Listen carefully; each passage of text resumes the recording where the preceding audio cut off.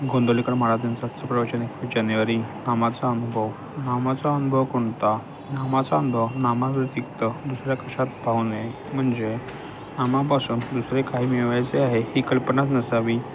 नाम मुखी येते हाच नामाचा अनुभव.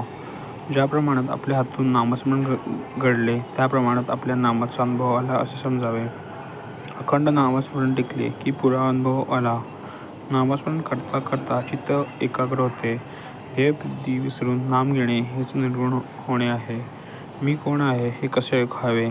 मी कोण आहे हे ओळखायला दृढाने म्हणजे वासनेनेच नाम घेण्यास सुरुवात करावी आणि ते नाम अखंड घेण्याचा प्रयत्न करावा. मग ते मनाने आतल्यात होऊ लागते. पहिल्यानेच आपल्या प्रयत्नाने मनाचे नामाचे वर्णनाच्या नादी लागू नये, कारण ते फारच अवघड आहे. नाम घेता घेता देहाचा विसर पडल्यावर मी कोण आणि देव कोण हे आपोआपच कळेल. भगवंताच्या नामाचा नाद लागला तर दुःखाची जाणीव कमी होते. दुःखाची जाणीव नसल्यावर दुःख असले म्हणून बिघडले कुठे? गायोक्या रात्री जशी काठी आधार असते तसे संसारात नाम आहे. काही काठीच्या योगाने टाळता येतात, तसे मोह लोक इत्यादी संसारातल्या अडचणी नामाने समजतात आणि दूर करता येतात. विस्तवाजवळ तूप ठेवले की ते वितळते, तसे नामाची शेगडी ठेवली की अभिमान वितळलाच पाहिजे. हाच नामाचा अनुभव. पण लोक नामाबद्दल ऐकूनच घेत नाहीत.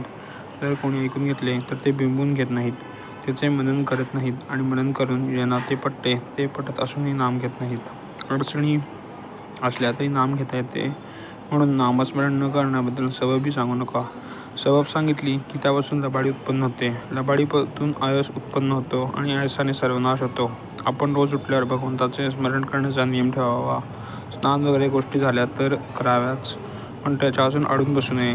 भगवंताचे स्मरण हे मुख्य आहे. अखंड नामस्मरण ठेवायला 16व्या वेळेचे वजने अखंड स्मरणच 16 आहे.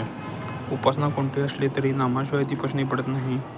महत्त्व नामाला आहे. निरनिराळ्या देशातले अन्न निरनिराळे असू शकते, पण ते पचवण्याकरता लागणारे पाणी इथून तिथून सर्व सारखेच. पाण्याशिवाय कोणतेही अन्न पचणार नाही.